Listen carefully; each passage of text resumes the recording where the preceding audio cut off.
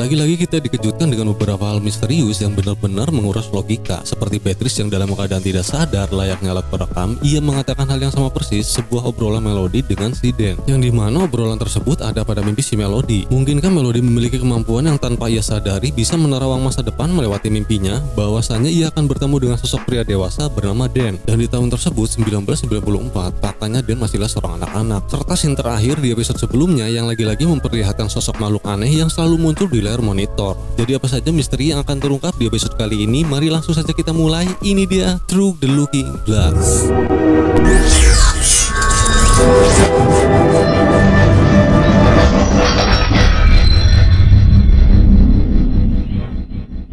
Diawali dengan Melody yang menemani Beatrice di rumah sakit, yang sebelum bangun dari tidurnya ia bertemu dengan Dan di dalam mimpinya.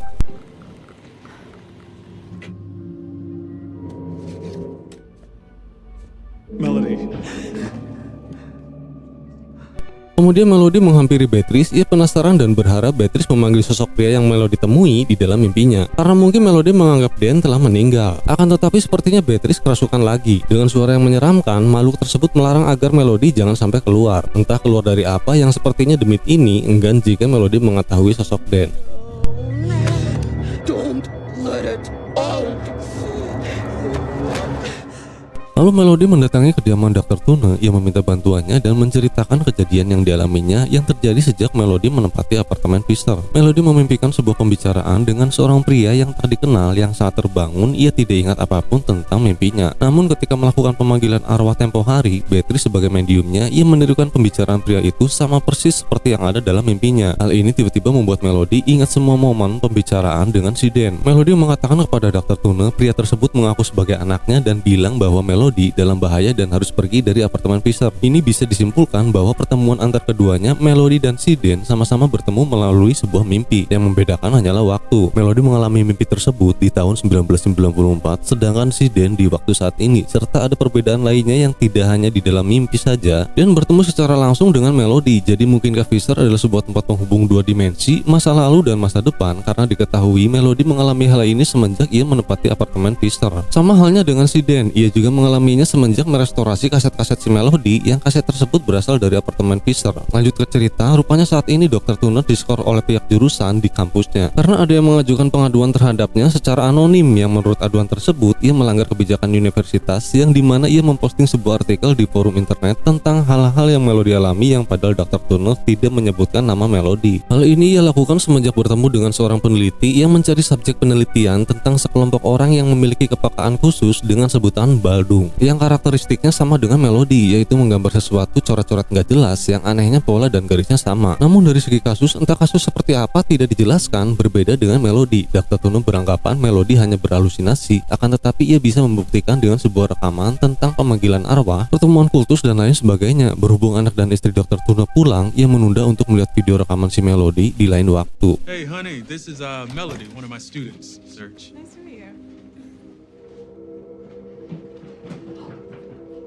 Sesampainya di apartemen, Melody bertemu dengan Jess. Terlihat ia sedang membawa sebuah toples yang isinya berwarna hitam pekat. Entah itu apa, yang barang tersebut akan diantarkan ke tempat Samuel. What's in the jar? Sorry. Client confidentiality. Is it for Samuel? Kemudian Melody memutar kaset yang ia rekam semalam di ritual pemanggilan arwah. Saat pemutaran awalnya berjalan normal, namun tiba-tiba muncul sosok makhluk misterius seperti yang sering dilihat si Dan di layar monitor.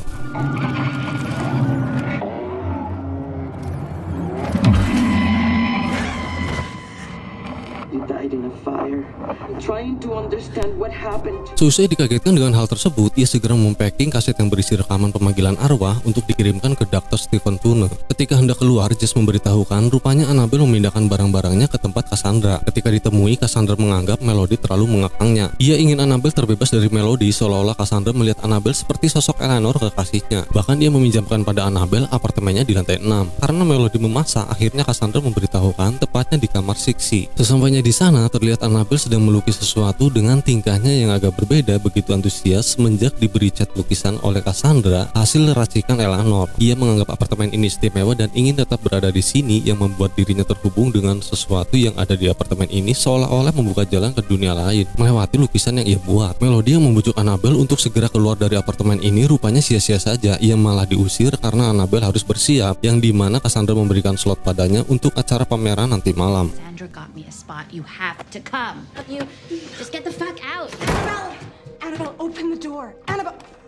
Setelah keluar dari kamar Annabelle dengan rasa penasaran, ia membuka pintu kamar di sebelahnya yang di dalamnya terlihat kotor dan tidak terawat. Di sini kita diperlihatkan yang kemungkinan ini adalah sebuah detail, entah itu jamur atau semacamnya, yang polanya agak mirip seperti yang digambar si Melody.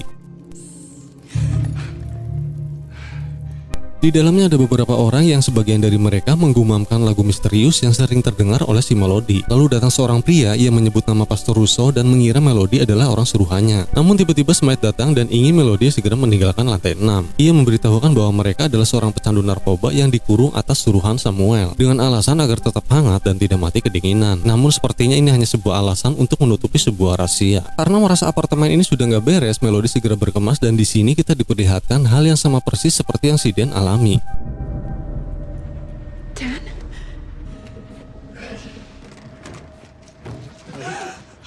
Pria yang dikurung tadi yang Melody temui di lantai 6 rupanya mendatanginya melewati jendela karena mungkin takut ketahuan si Smythe. Ia bernama Chris Lee. Ia diberitahukan Annabelle bahwa Melody bisa membantunya, yang kemungkinan sebelumnya ia menemui Annabelle dengan cara yang sama, yaitu melewati jendela secara diam-diam. Ia telah berada di apartemen ini sudah sejak lama dan ada seseorang yang tidak ingin penghuni di lantai 6 pergi dari apartemen ini karena mereka dibutuhkan untuk membuka sebuah pintu, entah pintu gerbang atau apapun itu, yang pasti ini sebuah plot twist. Ketika ditanya siapa seseorang yang membutuhkan mereka, si Chris malah memberikan jawaban yang gak nyambung. Karena mungkin efek dari kecanduan bukan narkoba, akan tetapi ia menyebutnya Stardust, yaitu berupa jamur yang tumbuh di apartemen ini, yang Melody sendiri belum mengetahui lokasinya, yang satu dosisnya saja serasa menyibak dunia lain. Beberapa pekan lalu Pastor Russo mendatangi apartemen ini. Ia menawarkan kepada Chris tempat rehabilitasi yang layak dan mengutus seseorang untuk membawa tiket emas. Chris yang ingin pulih kembali melakukan perjanjian dengan Melody. Jika ia mendapatkan tiket emas tersebut, ia juga akan membantu Melody untuk mencari Julia Barnett. Get me a ticket fucking now. No deal. Singkat cerita, sesampainya di gereja, rupanya Pastor Russo telah meninggal, yang kronologinya ketika tengah malam ia menemui seseorang yang entah kenapa ia terjatuh di rel kereta dan terlindas. Lalu Melody memasuki ruangan Pastor Russo yang tempo hari ia datangi. Ia menemukan formulir rehabilitasi Golden Peak, mungkin ini yang dimaksud Chris Lee sebagai tiket emas. Kemudian terlihat sebuah buku catatan Pastor Russo yang sepertinya jadwal pertemuan dengan seseorang di sebuah stasiun tadi malam. Lalu Melody membuka laci meja dan ia menemukan sebuah kunci untuk membuka lemari yang tempo hari Pastor Russo beritahukan di dalamnya terdapat banyak manuskrip terlarang berisi rahasia kelam dari berbagai penjuru dunia seperti kitab sihir, buku okultisme, dan lain sebagainya. Saat lemari terbuka, rupanya ada sesuatu yang sepertinya mengungkap beberapa misteri yang belum Melody ketahui. Seperti biasa, dengan segera ia merekamnya, ternyata di sini ada sebuah fakta baru tentang adanya komunitas FOSS yang berakhir karena ledakan gas pada tahun 1924, serta diperlihatkan seperti sebuah denah ruang bawah tanah yang entah lokasinya di mana, dan ada sebuah pernyataan bahwa apartemen Fisher sama dengan kediaman FOSS. Jadi sebenarnya apa FOSS ini, lantas kenapa bisa disamakan dengan apartemen Fisher? Lalu Melody membuka salah satu buku okultisme. Ia mendapati sebuah gambar sama persis seperti patung yang ia lihat di ritual sembahyang komunitas Fisher. Menurut buku tersebut, patung ini sudah ada sejak abad ke-14 yang asalnya tidak diketahui. Ia dikenal sebagai Kalego yang pernah Melody sendiri dengar di ritual Fisher tempo hari.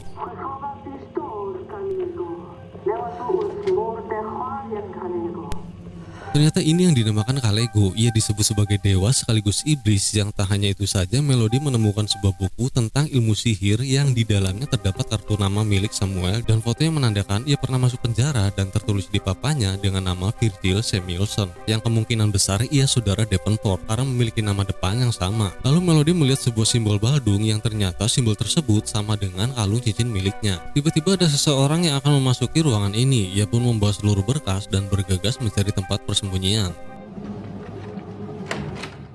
Do this. It's just he borrowed the book, Rupanya Samuel dan seorang wanita yang sepertinya asisten Pastor Russo. Ia ingin mengambil kembali sebuah buku yang dipinjamkannya pada sang pastor beberapa pekan lalu. Karena ada keperluan, si asisten pun keluar sebentar. Di sini kita diperlihatkan Samuel merobek catatan pertemuan Pastor Russo tadi malam, serta ia mengambil sebuah buku jadwal. Mungkinkah Samuel yang membunuhnya dengan mendorong Pastor Russo ke sebuah rel kereta hingga ia tewas terlindas? Karena yang ia lakukan sepertinya untuk menghilangkan sebuah bukti, dan keperluan untuk mengambil sebuah buku sepertinya hanya alasan saja.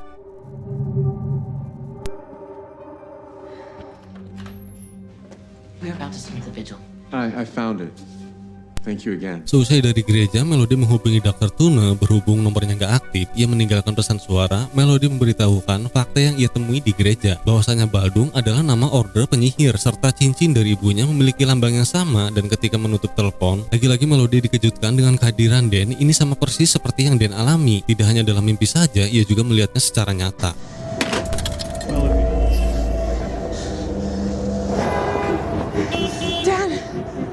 Kemudian Melody mendatangi Annabelle di sebuah acara pameran lukisan. Ia membujuknya untuk segera meninggalkan apartemen Fisher. Namun Annabelle menghiraukannya. Ia malah mengajak Melody untuk melihat mahakarya berupa wajah seorang wanita yang Annabelle sendiri tidak mengenalnya, yang terlihat di dimensi lain ketika ia melukis dengan sebuah cat pemberian Cassandra. I'm a spirit receiver now, Mel.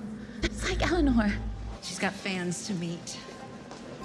Entah siapa wanita yang ada di dalam lukisan ini, yang kemungkinan ada beberapa karakter, dan Melody pun mulai merekamnya. Rupanya di episode ini berbeda dari episode-episode sebelumnya, yang dimana tidak hanya memperlihatkan scene yang menceritakan rekaman Melody saja yang seusai direstorasi si Dan, namun kali ini menceritakan juga hal-hal yang dialami Melody sebelum ia sendiri merekamnya, yang kemungkinan ini bakal berlanjut untuk episode selanjutnya. Melody yang menyentuh lukisan tersebut diketahui bahwa catnya ternyata berasal dari jamur yang tumbuh di apartemen Fisher. Lalu datang Tamara, ia mengatakan bahwa Cassandra juga memiliki lukisan wanita ini, dan Eleanor sendiri yang menerawangnya, yang dahulu kala ia melukisnya mungkin seusia Annabelle. Jadi kemungkinan besar wanita yang dilukis Annabelle sudah ada sejak berabad-abad yang lalu, dan Tamara sendiri tidak tahu siapa wanita ini. Kemudian Melody melihat kehadiran Samuel di acara tersebut, dan tiba-tiba ia melihat Annabelle bertengkar dengan Gabby, sang kurator yang menyelenggarakan acara pameran, yang dimana Annabelle tidak berniat untuk menjual lukisannya. Pada dasarnya ia hanya ingin menunjukkan kepada semua orang tentang keberadaan wanita ini, dan tidak diketahui siapa yang membeli lukisannya. The world to show them where she is. Claire wants to remain anonymous. Oh, bullshit. Annabelle kini memiliki sifat yang berbeda, tidak seperti biasanya, yang diketahui semenjak ia melukis dengan cat yang berbahan jamur dari apartemen Fisher. Melody yang mencoba menenangkannya dan mengajaknya pergi meninggalkan apartemen Fisher didorong hingga ia terjatuh. Annabelle bahkan lebih percaya Cassandra ketimbang Melody. Fucking save them and just stay the fuck away. Cassandra's right. You're always fucking smothering me. Setelahnya ia keluar dari tempat itu mencari Samuel, dan terlihat ia sedang berbicara dengan seorang pria. Ketika Melody mendekatinya sambil merekam, sekilas pria yang barusan bertemu dengan Samuel pergi entah kemana. Melody mengira bahwa Samuel yang membeli lukisan Annabelle tanpa sepengetahuannya, yang kemungkinan hal ini memicu kemarahan Annabelle karena ia tidak berniat menjualnya. Mungkinkah ini upaya Samuel dan Cassandra menjauhkannya dari Annabelle? Tak hanya itu saja, Melody mengungkap fakta atas tindakan Samuel yang mengurung para pecandu yang ketagihan Stardust apartemen ini dan menggumamkan lagu ritual tersebut tanpa henti, beserta identitas yang ia ketahui dari berkas yang ia temukan di gereja, yang kemungkinan Pastor Russo berhasil membongkar keburukannya. Yang Melody anggap Samuel membunuhnya dengan mendorong ke rel dan tewas terlindas kereta. Namun Samuel mengelaknya. Tiba-tiba ada yang terjatuh dari atas gedung, sontak membuat Melody berteriak histeris. Answer the fucking question! Kamera Melody yang terjatuh secara kebetulan mengarah tepat ke mayat tersebut, yaitu Chrisley. Tidak diketahui entah kenapa ia bisa terjatuh, namun yang jelas seusai kejadian tersebut beberapa saat kemudian muncul Davenport di tempat itu tepat di samping Samuel. Dan scene akhirnya memperlihatkan si Dan yang merasa kesal dengan keberadaan Davenport di rekaman si Melody. Bahwasanya ia berbohong dan menyembunyikan sesuatu karena di episode sebelumnya ia bilang tidak tahu tentang kaset-kaset tersebut yang seolah-olah tidak ada hubungannya dengannya. Fucking liar. Who the fuck are you?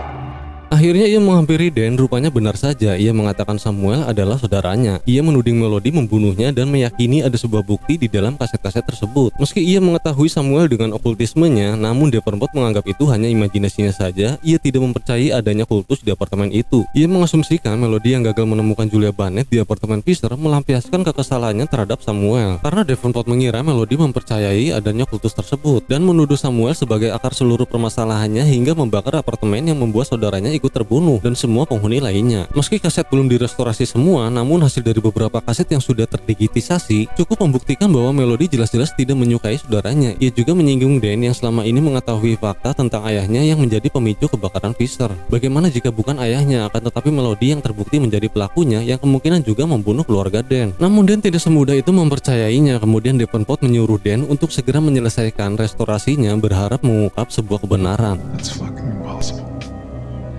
Is it? Finish those tapes.